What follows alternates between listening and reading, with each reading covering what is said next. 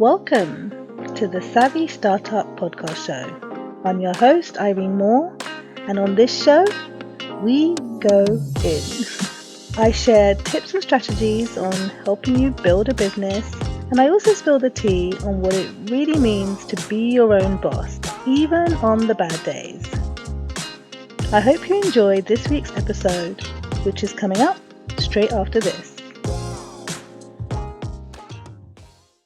Hello, friends. In this episode, I cannot wait for you to meet one of my very first students in my Savvy Startup Accelerator, Felicity Marshall. Now, Felicity is the founder of Daughters of Gaea, a luxury home decor brand, which works exclusively with female-led artisans all over the world. Her mission is to celebrate traditional handcrafted techniques and the people that make them, because 90% of them are women, and it's a really core ethos for Felicity's brand.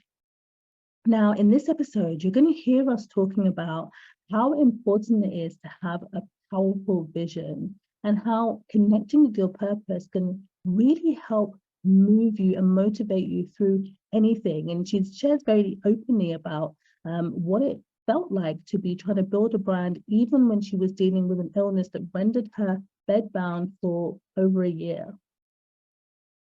I'm so excited for you to hear this episode because in a world where everything is so fast-paced, it's really beautiful to hear just how powerful taking things slow and steady can be, especially when you're starting a business.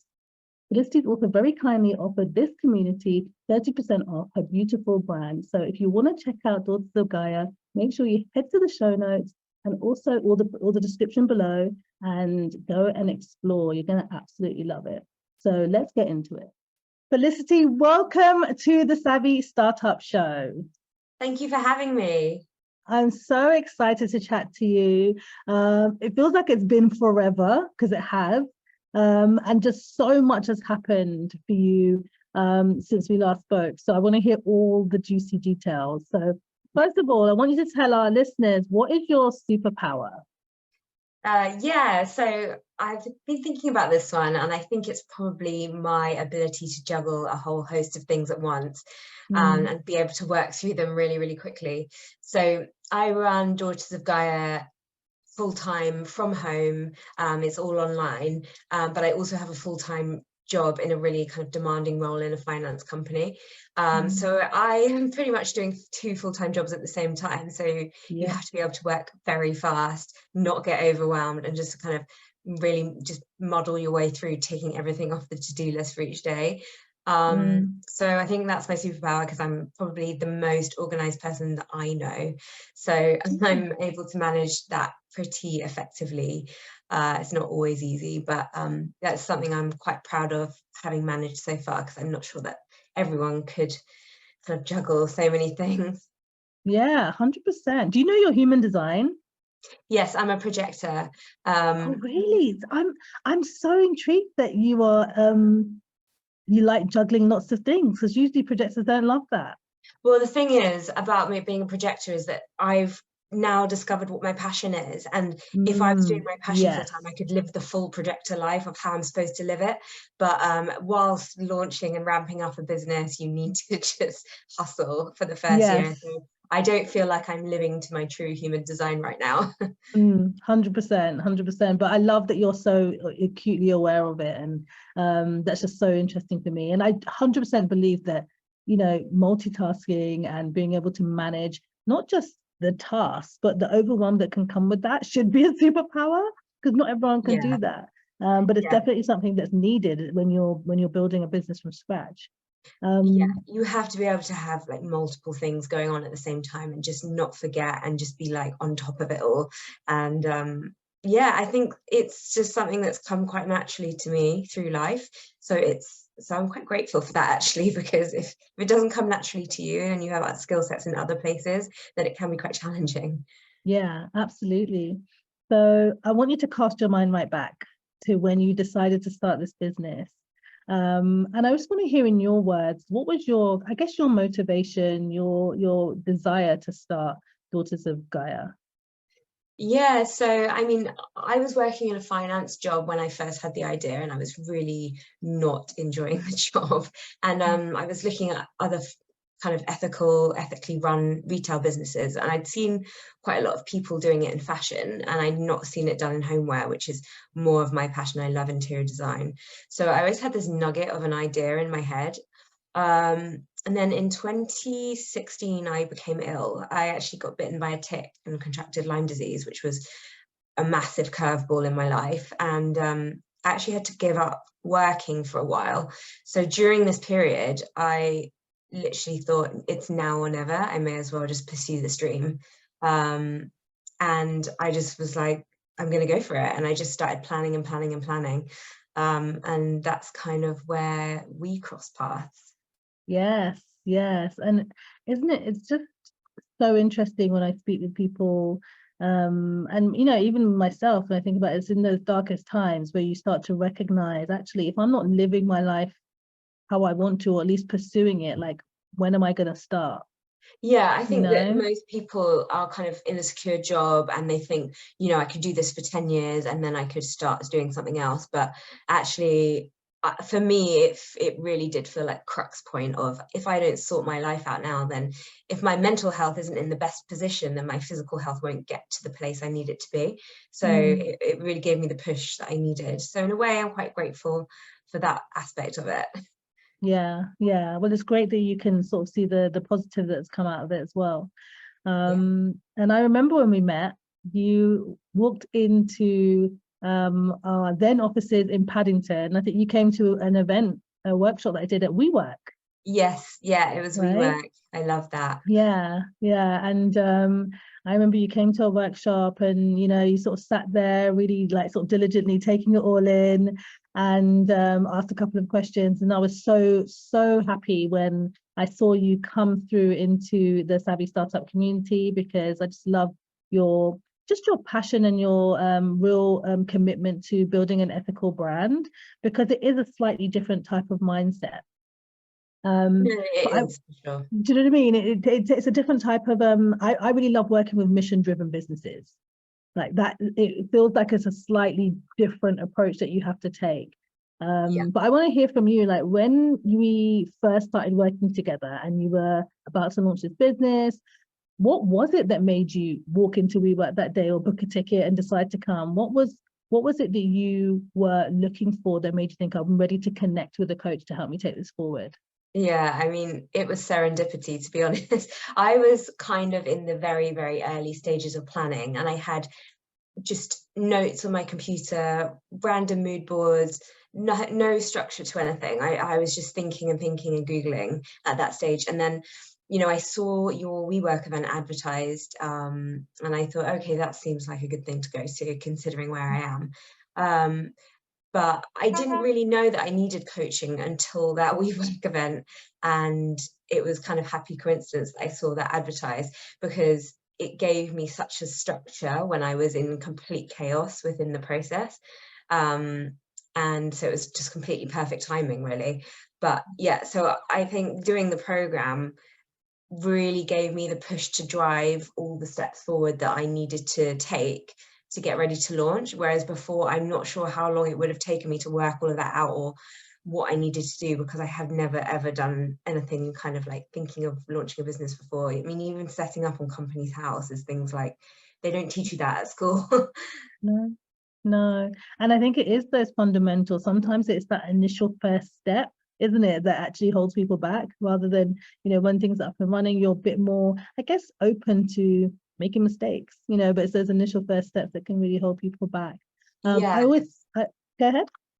I was just going to say, I think that if I hadn't had that structure where every month was working on a different aspect of how to launch a business, I would have missed out on so many things, and it would have potentially not been as successful in launching as it was when.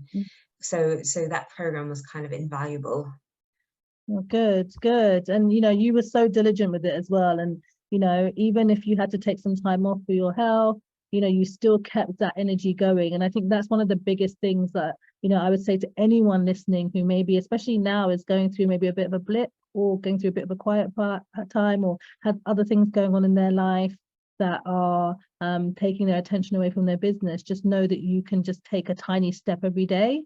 Yeah, And you absolutely. will move forward. It was something that, you know, in quite a dark time of really struggling health-wise and not knowing how I would navigate through that, this was kind of the thing that was giving me the most hope in life, because I had structure here, I had purpose, I had work to do, I felt like I was achieving small goals every stage that I worked on this.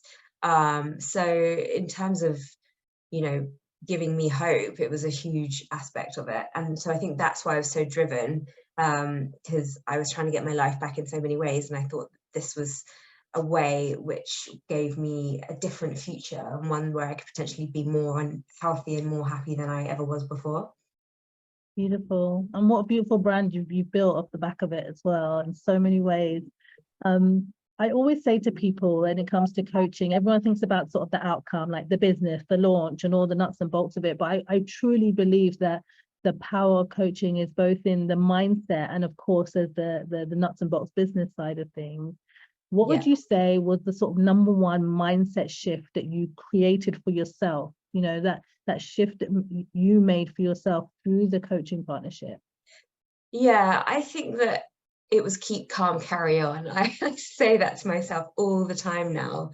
But I think that it's so easy to give up before you've even started to launch a business, because you just get so overwhelmed with and you just kind of think, I just can't do this. This is too much.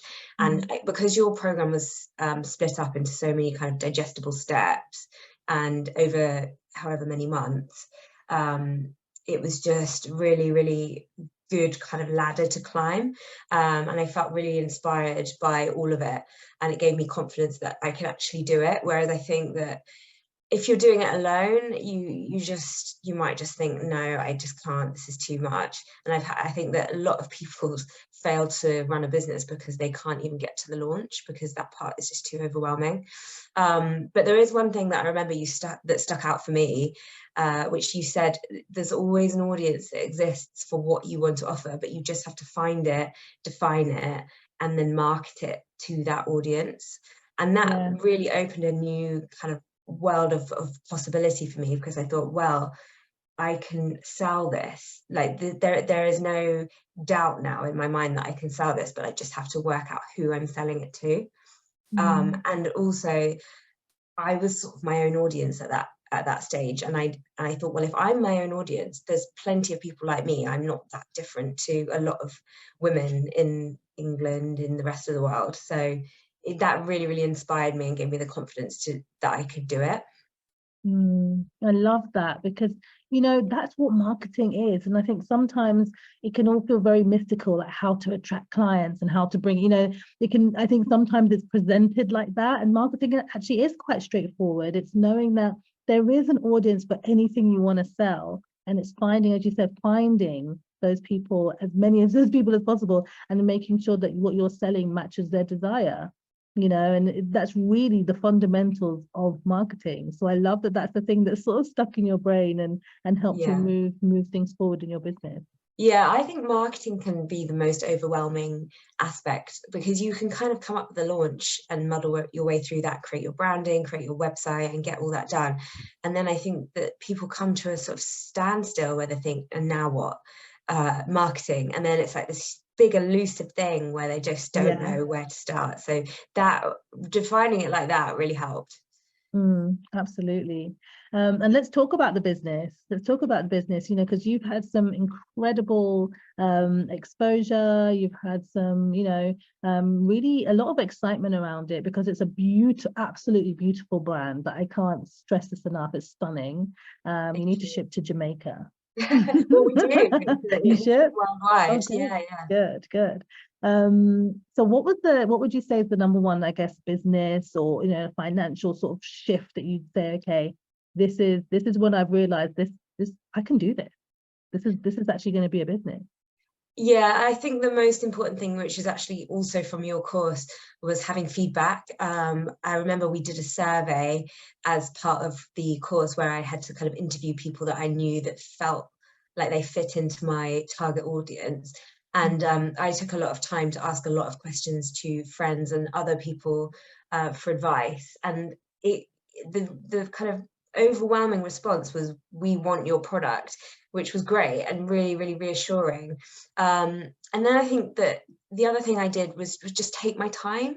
I didn't rush to launch. I did maybe 20, 25 different samples of fabrics, and then I was just like, it's not right, and it was painstaking, but I wanted to get it really right, because I knew that once it was right, it would be right forever, because, you know, I'm not just churning through different collections. These are like artisan groups who I'm working with for the long term, and the fabric quality is really something that makes the product luxury. So I think taking your time and to developing the product, and maybe just testing in small batches and getting other people's feedback, was really, really helpful for me.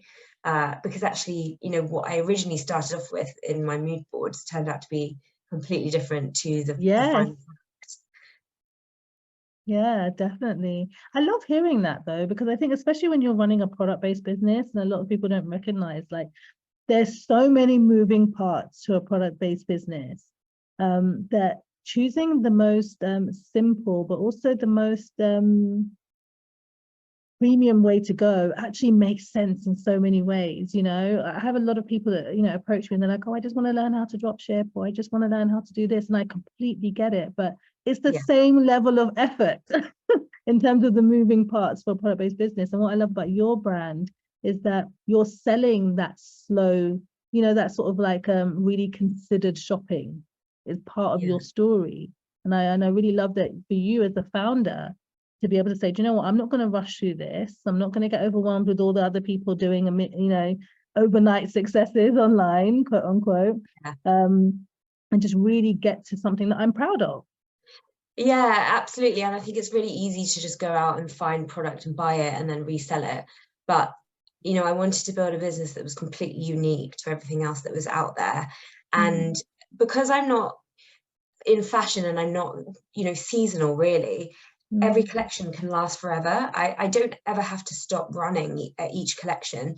So making sure that every piece was right was really, really important, because it kind of defines the brand whilst you're launching, and it also defines how easily it will be for you to work in the future with these same people.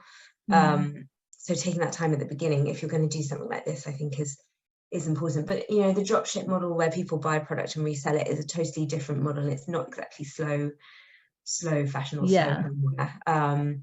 And you know, it can be done ethically and sustainably as well, but it was important for me to do the designs myself and have it be a real piece of me. And once you're doing that, and you're not using, you know, working in India is quite different to working in Europe, because with a European factory, they will source the fabrics for you, they will do the labels, they will do the entire product. Whereas for me, I sourced the fabric separately, sent them to be printed, then sent them to be sewn, got the labels made separately myself. It was very fragmented, and that was a lot of moving parts. So it just had to take some time. Absolutely. And I love how involved you are. You know, you're working with these artisans, you're actually a part of the design process. It's very much your brand, and it really is a beautiful brand. Thank you. Congratulations. Seriously, Thank you very it's much. gorgeous. It's nice to hear that feedback.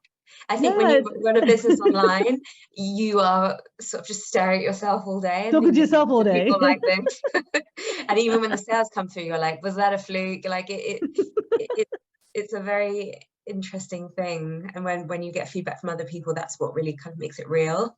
Yes, yeah, absolutely. And I know it's been a crazy couple of years for all of us. And so many people, especially if you're not doing this full time yet, so many of us have, you know, had to adapt our strategy and look at different ways to navigate the ups and downs of the last couple of years. So what's been I love to share like real practical advice and like real practical insights into how new founders have navigated the last couple of years, have navigated, especially as a product-based business, things like, you know, issues with shipping and, you know, all of those. What's been your approach to navigating those situations, and how have you kept a positive mindset? Yeah, I mean, I think the tough part for me was that my production for the launch was delayed by 18 months. So I had to delay my start date by quite a long time, which felt long and frustrating. But I actually used that time to do a lot of peripheral work on the business, things that weren't urgent but were in the background, like designing future collections, spending a lot more time on branding, adding in branded packaging, which was kind of on the maybe list before, and like really nailing down all the different details. For example, like I made a whole list of retailers that I could contact to try and get my products in their shops. I made a whole list of publications I could potentially be in, and I now have just an army of Excel spreadsheets kind of at the ready for when I might need some information. So I spent the time quite well. But I think my piece of advice would also be, don't get too hung up on this being the be all and end all in your first year. I know you have to work hard on it, but it's very easy as a solo founder to overthink and obsess over things you can't control. And things kind of work out in their right timing, and you can do what you can, like I did, to try and work on other parts of the business, but you have to, in a way, let go a little bit and just kind of go with the flow. You know, I spoke to the founder of a brand who they've been launched for 10 years now, and they're very, very successful, ethical fashion brand. And he said to me, you know, we didn't quit our jobs for 6 years. And he said the first years were just absolutely impossible slogging. And you know, if he didn't have other things going on, I think it's easy to just give up if things aren't like a very massive success straight away.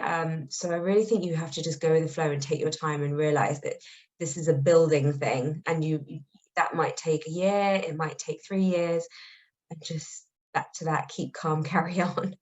Yeah, definitely. And patience is such an important part of building a business, building a brand. I think sometimes we can see just the, you know, the sort of end result, or see just the front end, and not realize that, as you said, that person's been building for 6, 20, 26 years, you know. Yeah. Something that so many people don't realize. You know, I've launched a lot of, you know, quite big beauty wellness brands into the UK and Ireland. And when you speak to these founders who have been bought out by maybe a L'Oreal or a Lauder or whoever, you know, that was their 20, 30, sometimes like 35-year plan, right? Yeah. And so when you start to look at it like that, you know, they started off with maybe 10 lipsticks, but actually the goal was always to get bought out in, you know, 20 years. You start to think that's how long it takes to build a brand. You know, and wow, you have to be in it for the, you know, in the long term. Yeah. You know, it can be slightly shorter now with social media and with you know, digital marketing, but it's that, exactly as you said, it's really recognizing that actually I'm building something for the long term that's going to serve me for life. Yeah, and I think, you know, not having a business in the first couple of years as your main source of income really takes the pressure off. Or else it can just feel very much like I can't do this because financially it's too difficult. 100%, 100%. What would you say to anyone who is starting a business right now? What 3 tips would you give to a brand new entrepreneur? Sure. I think the first thing would be grow a network of people who are doing something similar. I think it can be really, really lonely launching a business on your own, especially when it's an online business and you have no face-to-face contact with your customers or anything, and you're just sort of working on your computer. You can gain so much advice from having conversations with people who are doing something similar. I know that that's been a major asset for me. I joined something called The Whip, run by a woman called Lucy Kebble, where it's a kind of ethical business hub where you have like a monthly call to connect with other people, and it's been a really, really good networking opportunity to like learn things. I've had conversations with people on there about how to crowdfund. So if you can't afford a business mentor, or you know, it's just not the right time for you right now, joining as many networking kind of groups as you can be great. There's another one called UK Rise, and they have a WhatsApp group with, you know, 100 other entrepreneurs, and you can ask a question in there and get an overwhelming amount of advice. So that would be number 1. Number 2 would be probably work out a marketing plan before launching. It's probably the part I found the most challenging. just because I've never come from a background of marketing. And as I said before, it can seem like this very opaque world of how do you enter this. But in actual fact, what I have done, which has worked pretty well, is just run my social media account myself, but put in a lot of time to focus on reels, and that kind of works the algorithm better. And you can use like a hook with text at the start of the reel and a call to action at the end. And that is kind of what Instagram's looking for at the moment. So yeah, that's been really helpful. And I think that people feel very overwhelmed by social media, but you can do it yourself. You can have, you know, a 1 hour advice call with an expert, and they can give you all these strategies, and you can just go and implement them. So do as much as you can yourself to save money, I would say, because it does work once you're consistent with it. And then probably the third thing is there's no such thing as a mistake at the start of a business, because everything you can learn from. I think, you know, even something where you feel like, oh, I've wasted money on something, it's all a learning experience, and it's all really, really important, because you'd never do that again afterwards. And I think people beat themselves up a lot if they get something wrong at the start, but there's no mistakes. Yeah, absolutely. Absolutely. I love all of those tips, actually. I definitely, one of the things that I bang on and on and on about is the importance of relationships and building your network and building your community. And I think it's something that a lot of people shy away from because they either feel like they're not ready to talk about their business yet, or their business isn't in a place. Imposter syndrome massively kicks in as well when you are coming from maybe a corporate environment, and now you're being a founder, you know, which is completely understandable. But the most powerful thing you can do in any business, whether you're service-based business, product-based business, is to be open to building genuine relationships and be open to building genuine networks around your business, because it will serve you for life.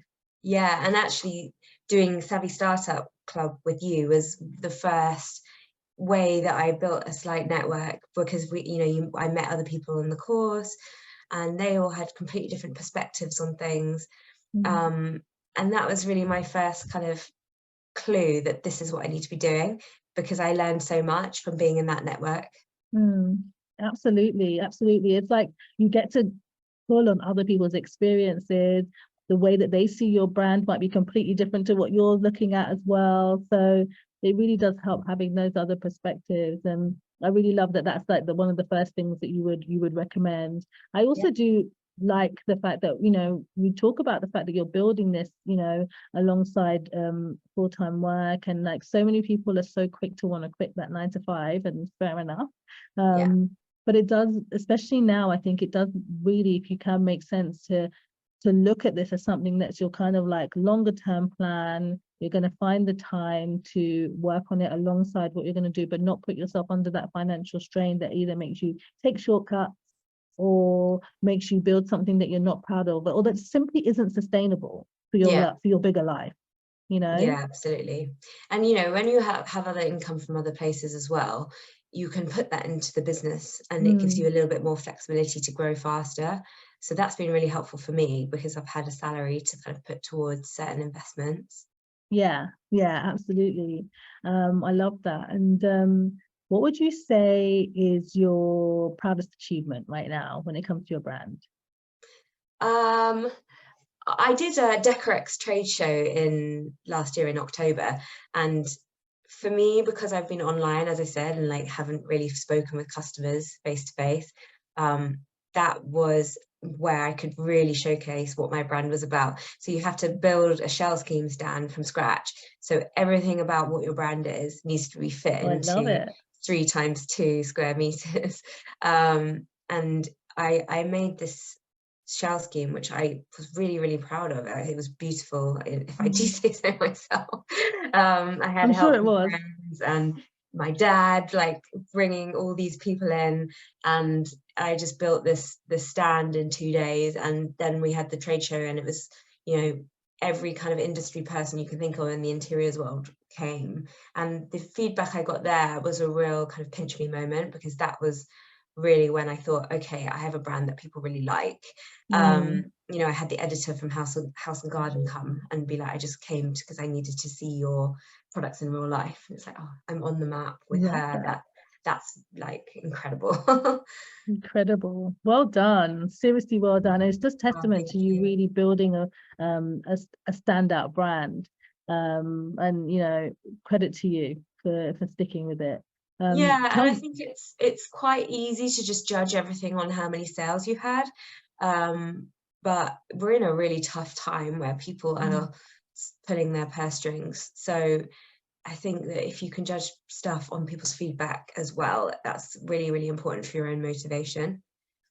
100%, 100%. And like obviously businesses are there to make money for sure, but they're phases, right? Yeah, They're phases, there's seasons. I always say there's seasons in every business. There's seasons where actually your role is to raise awareness and build connection. There's seasons where you are straight up selling. There's seasons where you're trying to grow your audience. And so, getting that feedback, which is music to my ears, by the way. I always invite people to get feedback and no one ever wants to do it because it's so unsexy, but it's the biggest part of marketing, right? yeah. But getting that feedback can really keep you motivated. And actually, I want to ask you, what is your, on those days where maybe sales are slow or you're feeling super tired or overwhelmed, what is your anchor? What is the thing that makes you keep going? Like that thing that makes you dig deep and think, no, I'm going to keep Yeah. going.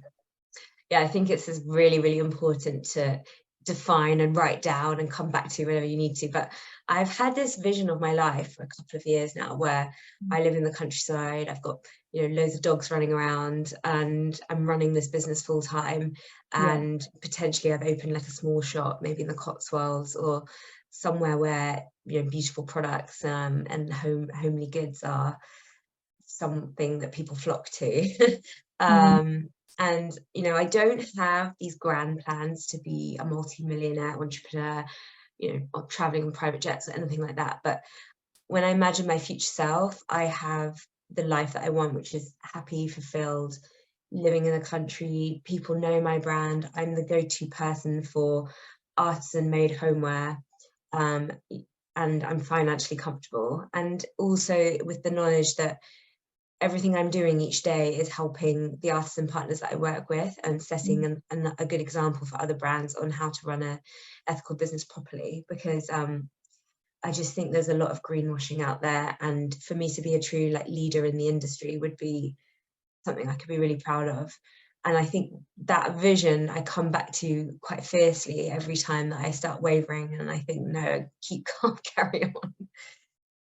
Yeah, absolutely. I love hearing that. Thank you for sharing that vision as well, because I think sometimes we're too scared to hold on to something that feels so intangible in this moment. Yeah, And, there's also the other side of it where sometimes there's so much talk about vision and manifesting, and then it can all feel very intangible and very mystical. But actually, I've always believed in this. I've always, because we worked together yeah, many, many years ago. This was on my vision board. Living here like this in the Caribbean has been on my vision board. I didn't have a clue about how we were going to get here. yeah. But it's that whole holding yourself to a different version or a bigger version of you that you can't quite believe or see yet, Yeah, I right? mean, I'm quite spiritual, so I believe in, if you have a vision and you're sort of putting that out there energetically into the quantum field or whatever you want to call it, then that will manifest. 100%. I'm a big believer in that. And being able to have that as that anchor is so incredibly powerful. It's more powerful than any goal you'll ever be able to set Yeah. yourself, because it's how you want to feel in that moment. Yeah, and I Um, think actually during your course we might have done an exercise where we had to yeah. come up with this vision. And I don't think that my vision has changed, to be honest, from when we did it back in 2018 to now. Well, yeah, and that just goes to show though, because it's like your North Star, isn't it? Leading the Yeah, way. I'm a big believer in it. And actually, if any of you guys that are listening didn't catch the last episode, just last week, I did a really quick podcast episode all about designing your dream life. It's something that I was always quite surprised that people ask me about, to be honest, because it's not something I talk about that much. But I've shared just a really simple way for you to get clear on what your vision is, even if you're not a long-term thinker, how you can start to do that and hold yourself, I guess, more accountable to your dreams, in the next 90 days. So make sure you go back and listen to that. that sounds um great. I'll definitely give yeah. that a listen. So I want to know how you embrace self-care into your business, because this is probably something I learned too late into my business. But I know it's something that's particularly important for you as well. So what does self-care look like for you as a founder, running your business and working? Yeah, I mean, I feel like I have three full-time jobs. One is managing my health and making sure that that is a real top priority. The Yeah. second is my day job, and the third, most importantly for this, is my business. Mm, It is something that is a big struggle sometimes, especially since launching, because you kind of have to run so fast when you launch mm, to kind of push things forwards. And I have worked really, really, really hard to keep on top of my full-time job and running the business in the last year. But actually in this month, in January, I've given myself some time off the business and given myself some headspace, some more time relaxing in the evenings without feeling guilty. I went mm, through a phase before Christmas where I was making one reel every day whilst running all the other businesses, doing my full-time job and then all the Christmas events that were happening. And it was just sort of running me down a little bit. And I think that downtime is just so important, because otherwise you can just run 24/7 and never stop. And that's just not sustainable. So never feel guilty about having a break, I think. But now that I've had that downtime, I'm sort of ready to re-ramp things. And I'm kind mm. of looking forward to picking things up again next month and ramping them up slowly again. So that has really, really helped me. And I think I only kind of learned that that would be helpful by just doing it by chance, because in January I just really felt like I needed a break. So I was like, I'm just going to do it and see how that goes. And it's been fine. I don't think I've missed out on anything. I don't think I've lost progress, but I've just recharged myself. And that is just so vital. Yes, 100%. I think I'm a big fan of the slow start to January. Like, I'm a big, big fan. I know everyone is like, let's go. This is the time. This is the year. And of course, we need to put in the work to get results. But I'm a big fan of, because Christmas can be quite overwhelming for so many people and Yeah, it's very busy, especially as very a product business. It can be a very busy time because, as you said, you're doing markets, you're doing in-person events, you're doing yeah, pop-ups. It's a very, that is the shopping season, right? yeah, And so, it's crucial that January is a bit of a recharge. It's yeah, so crucial that it is a bit of recharge, but otherwise you're really going to be burning out very early on in the year. So I love to hear that you actually intentionally do that. I intentionally do this as well. And I'm yeah. okay with like revisiting what it is that I want to achieve this year in Feb. I feel really good about that. I'm excited to do that, right? So I love hearing that that's something that you do. Yeah, and I know I had a lot of friends who are kind of in their first week of January, they're goal setting, they're Mm. really, really, thinking about how hard they're going to work in the year. But actually, Christmas has just been so crazy. And it's, for a lot of people, it's crazy up until the 1st of January. Yep. And then you kind of have to go straight back into work, because that's when work starts again. So I'm a big fan of just leaving January as the quietest month, no social Mm. plans, just time at home, going inward, spending time in nature, just really, really switching off. Because there's no time to do it in December. And that's by the end of the year in December, you're so knackered anyway. Yeah, absolutely. No, totally agree. Fully support that. Um, Obviously you're building an ethical brand. How do you, when you look back at your life when you're in your country home with the dogs running around, and your beautiful boutique, you know, when you look back at everything you've achieved, how do you want to be remembered? What's the thing that you want to look back and be like, you know what, I did this? Yeah, I mean, I think I would love to be remembered as someone who truly cared about the well-being of the planet and the people who work with me, my artisan groups. I think that probably if you asked my friends what my best qualities are, is being, kind and caring. And if I can then apply that to my career choice and what I'm building with Daughters of Gaia, that would probably be enough for me. And being hugely financially successful would be a huge bonus, but Yeah. I'd love to be known as the leader of, at the homeware brand who did this right, like a Patagonia for homeware. Yeah. Yeah, yeah, because you really are carving the way, you know, in terms of the interior space. It's never something that I think people have thought was possible to do in such a beautiful way. Oh, And, thank you know, you. you should be so proud of that, because it just demonstrates that we can enjoy beautiful interiors and surroundings. And we all know that our environment has such a huge impact on our well-being anyway. But also find options that are ethical. I think that's Yeah, incredible to know that that's something that's come from your brain. yeah. And I mean, it does exist elsewhere, but there's just Mm. quite few and far between Yeah, brands who do it perfectly or who strive to do it perfectly. There's a lot of yeah. corner cutting, and Mm. I try to showcase that basically I'm doing the opposite of cutting corners. I'm doing Mm. everything, you know, under a microscope. Yeah, yeah, absolutely.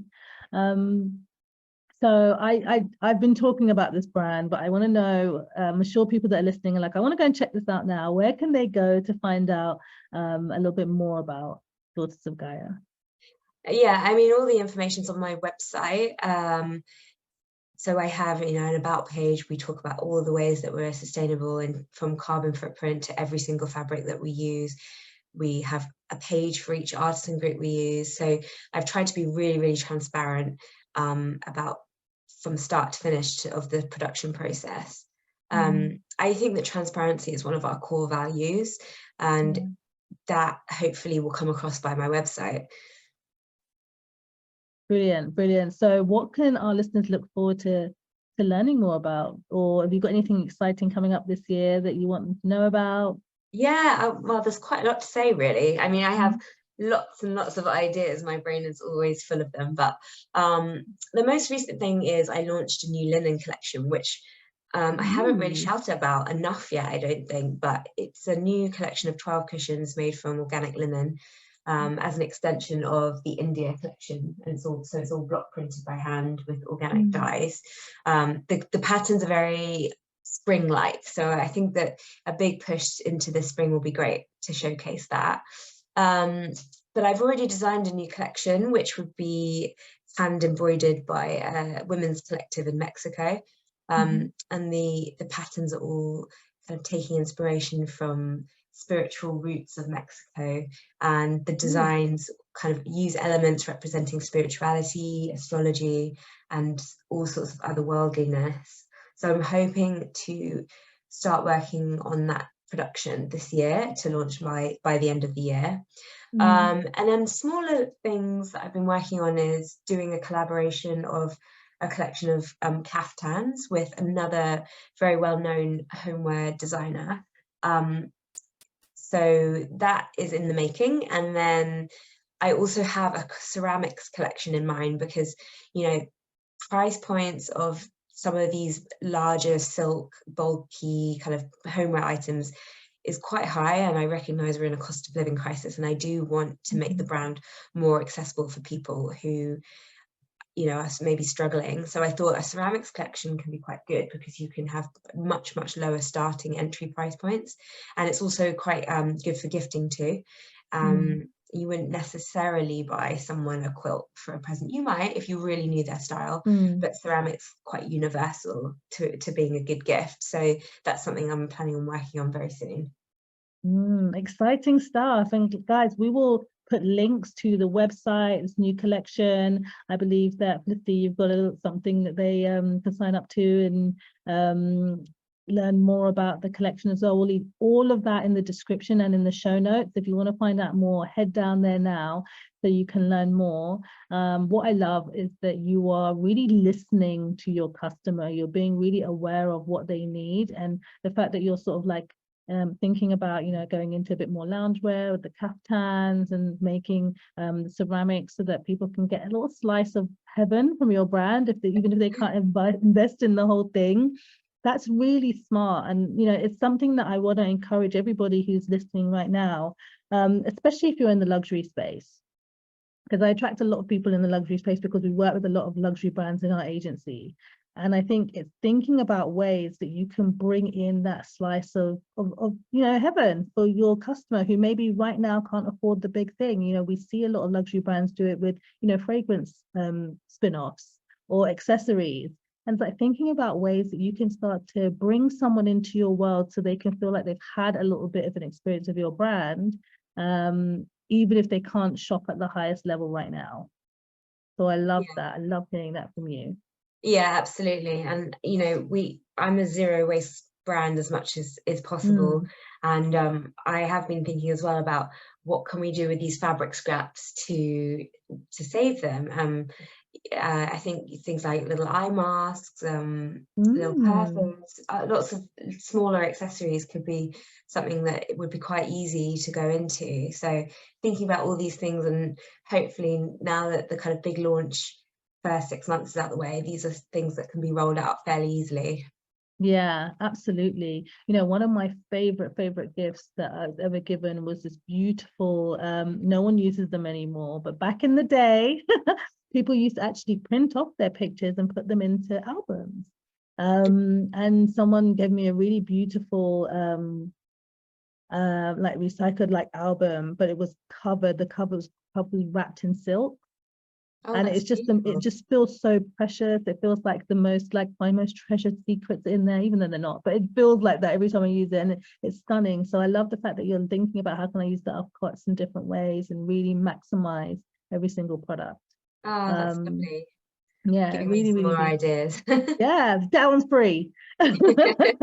But no, I love everything that you're doing, and what I especially love as well is just how much, when you guys go on the website, you'll see this, how much that you are working so closely and championing the artisans that you work with. And I think that is the difference when you're working with a truly ethical brand, is that they really highlight and hero the people that are making this happen. And it's so important in a world where, you know, we are seeing a lot of you know, appropriation and a lot of people not being acknowledged. And I think when you're looking at brands to invest in, you're looking at brands, if this is important to you, look to brands that actively bring the people whose voices aren't heard into their story. And you do that so beautifully with Daughters of Gaea. Oh, thank you. I mean, I think that's something that I've been very, very conscious about. I am using traditional handcraft techniques that are, you know, heritage to the countries that I'm working in, and to take that as my own is not something that's right for me. These are, you know, developed by skilled master artisans who have been passing down their craft for generations. They are the stars of the show. So I try and kind of highlight that as much as I can. And I've been over to India and to Mexico to visit my artisan groups and work with them and really understand the process of it, so that I can try and be as informative as possible on what it's really, really like. Yeah, I love that. I love that. So as we wrap up, do you have any questions for me? Yeah, so I was wondering, as we were talking about marketing being what I feel is my biggest challenge, what's your kind of biggest advice from taking a retail business from, you know, just launched, the sales are maybe not super consistent at the start, to growing sales to be consistent and income is increasing once the brand is launched?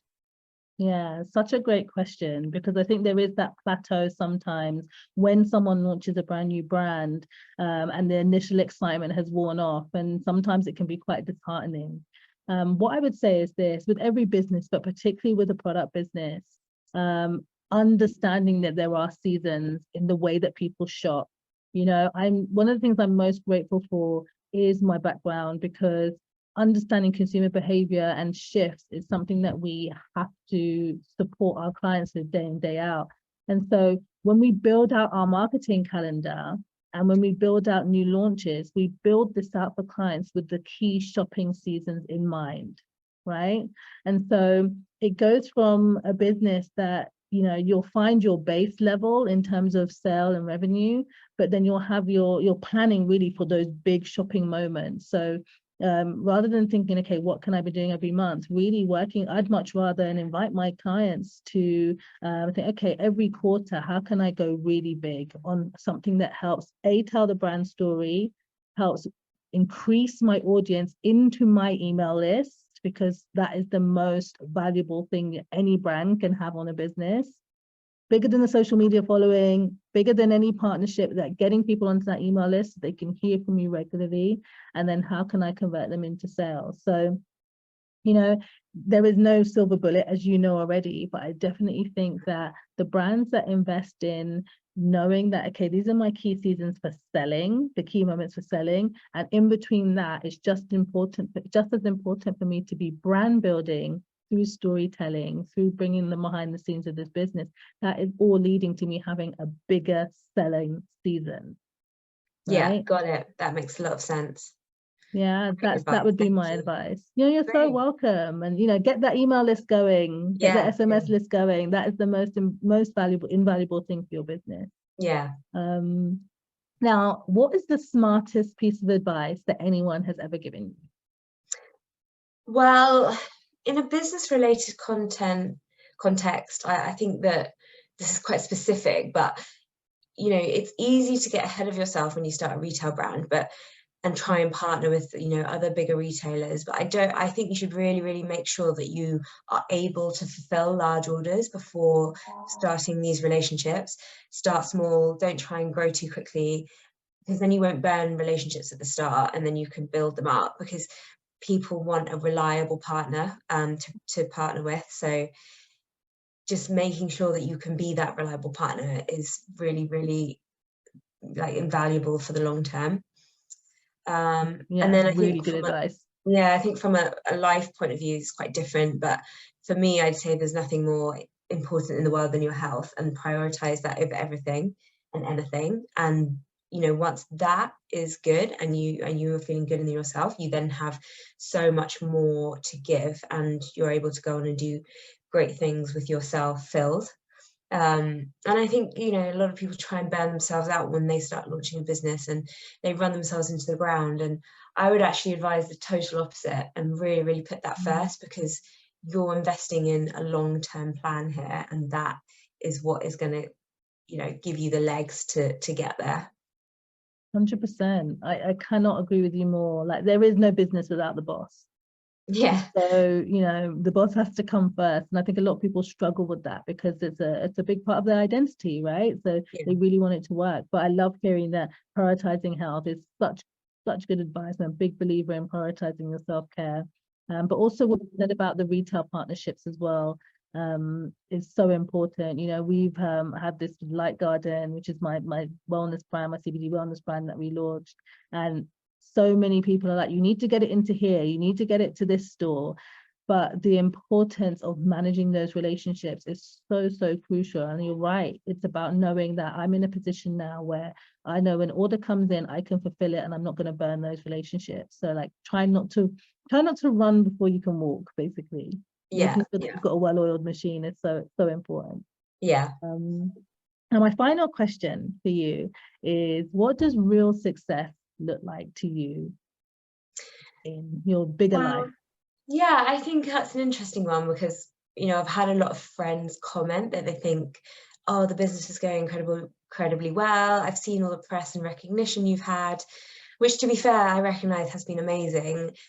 But there's something in me that just doesn't feel that overwhelmed with excitement about that, because for me, the financial security of having a business that will last financially will be successul, because then I can look after my artisans long term, then I can expand to look after different artisan groups long term. So success within the business is consistent sales that are growing, so the finances are easier to manage, and with some money in my pocket too, or else kind of what's the point in doing it? It's not a charity. But yeah, I think that I've given you my vision for life, and I think that without the financial part coming together, that vision won't work.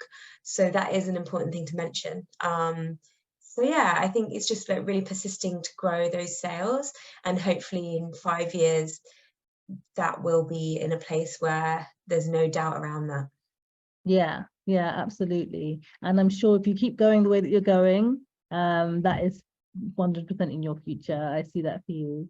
But thank you so much for sharing your insights, for sharing the realness of what it takes to build a brand. Thank you so much for having me. You're so welcome. And guys, please do head over to the show notes, head over to the description. Make sure that you go and check out Daughters of Gaea. It's a stunning brand and really giftable as well. And, you know, I'm all about supporting small business. So shop small if you're looking. And Felicity, we wish you every single success. Oh, thank you so much. And yeah, keep in touch.